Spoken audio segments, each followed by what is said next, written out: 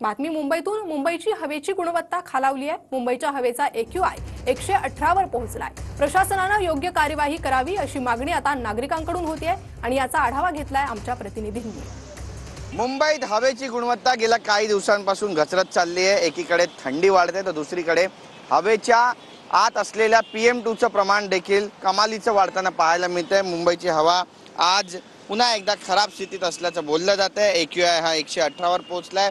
दूरपर्यंत आपण जर पाहिलं तर दृश्यमानता सुद्धा काही प्रमाणामध्ये कमी झाल्याचं चित्र स्पष्टपणे या ठिकाणी पाहायला मिळतं। मी सध्या मुंबईच्या ईस्टर्न एक्सप्रेस हायवेवर आहे।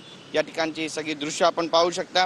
मुंबईची हवेची गुणवत्ता सुधारण्यासाठी प्रादेशिक एअरशेड धोरणाची गरज आहे असं सुद्धा अभ्यासक म्हणतात।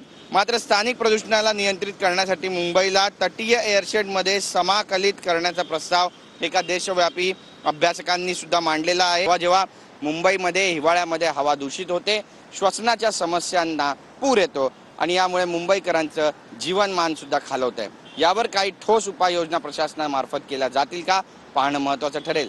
कॅमेरा पर्सन अमित शिगवणसह किरीश गायकवाड, TV9 मराठी।